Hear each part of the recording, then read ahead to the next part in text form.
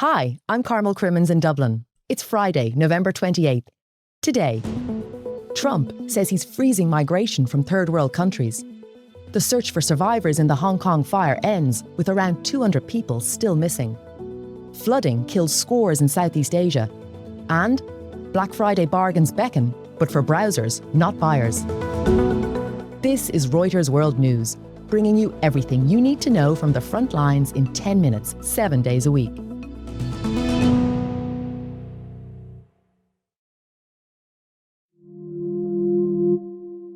President Donald Trump says the US will permanently pause migration from all, quote, third world countries. In a post on Truth Social, he also says he would end all federal benefits for non-citizens and deport any foreign national deemed a security risk or non-compatible with Western civilization. Trump's post follows the death of a National Guard member in an attack near the White House by an Afghan national. I must unfortunately tell you that just seconds before I went on, right now, I heard that Sarah Beckstrom of West Virginia, one of the guardsmen that we're talking about, highly respected, young, magnificent person, started service in June of 2023, outstanding in every way.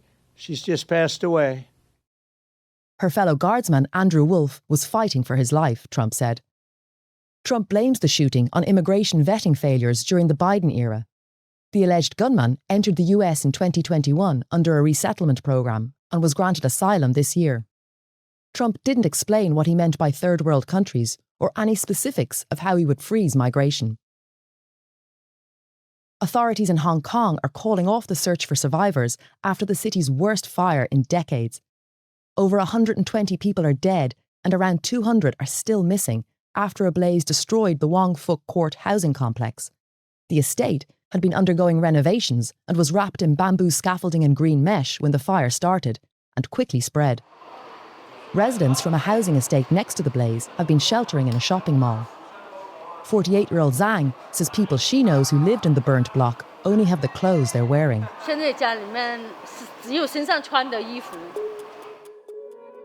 It's Black Friday and retailers are bracing for record crowds, but not record splurges.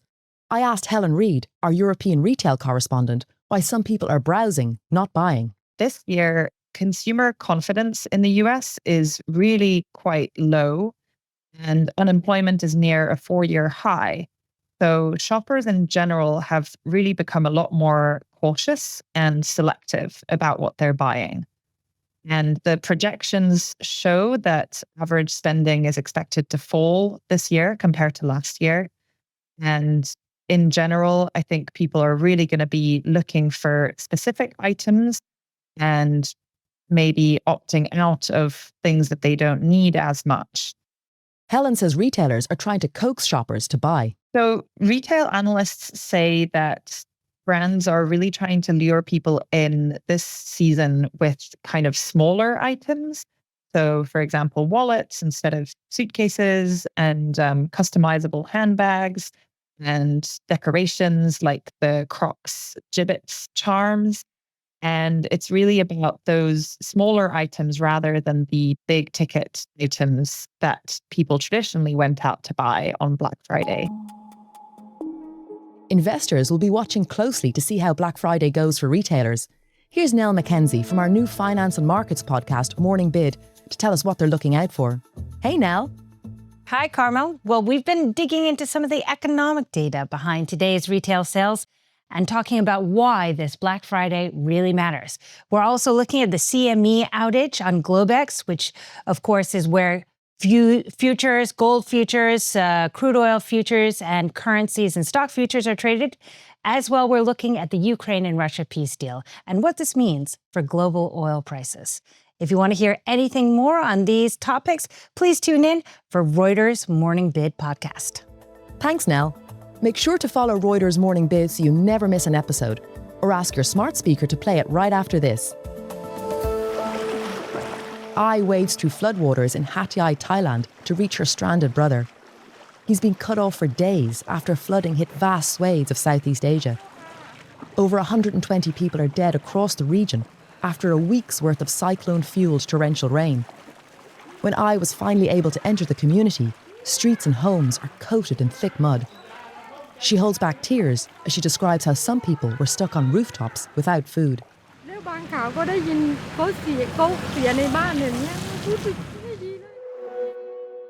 NASA is cutting back the number of manned flights with aerospace giant Boeing. The company struggled with its Starliner program for years, and as NASA plans out its final trips to the International Space Station, Boeing's got work to do in order to be included on those crewed missions. Joey Roulette covers the business of space.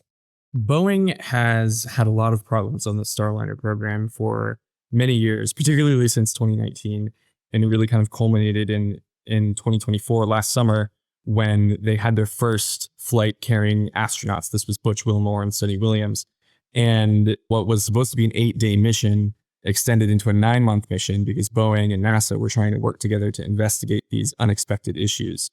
SpaceX has really kind of positioned itself as NASA's main ride to the International Space Station through 2030, which is when the ISS is supposed to retire. The next mission for Boeing is supposed to be in April 2026. That's when they're targeting. That's going to be uncrewed. And then the expectation is that the following 3 will be crewed.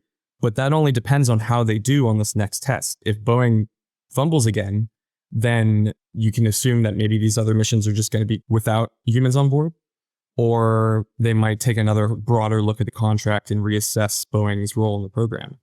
It really comes down to how Boeing executes on this next uncrewed cargo mission. NASA still wants Boeing to remain in the program because they want a second provider as backup and as redundancy.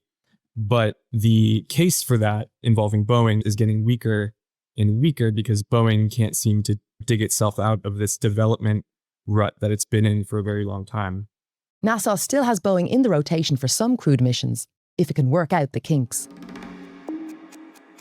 Long dark nights, little winter sun, rising unemployment, and the top of the World Happiness Report for the 8th year in a row.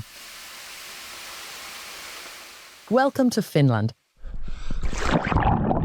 The sauna and swimming culture help for sure, but Helsinki bureau chief Anna Kauranen says there's a certain Finnish peace of mind that keeps moods afloat, despite economic worries. That is a combination of the generous Nordic welfare state that we have that sort of shields people from hardship during bad times.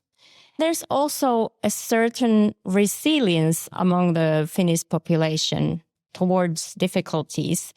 We in Finland call that sisu, which means perseverance, or just the fact that usually Finns like to take things in their stride. Most recently, Finland has been heavily hit by the war in Ukraine.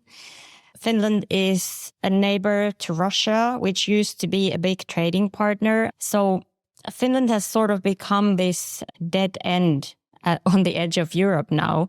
The Finnish economy is heavily dependent on exports. So all of this global economic turmoil and these trade wars and tariffs, they are really having a big impact on the Finnish economy.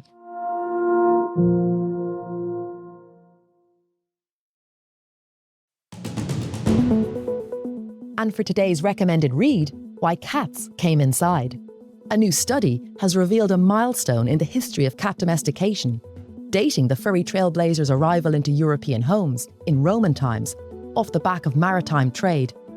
The study is inconclusive, though, on why they're pawing at the door to get out again when you just let them in. There's more in the link in the pod description. For more on any of the stories from today, check out Reuters.com or the Reuters app. Don't forget to follow us on your favourite podcast player. If you're listening on a smart speaker, just ask for the latest news from Reuters 7 days a week. We'll be back tomorrow with our daily headline show.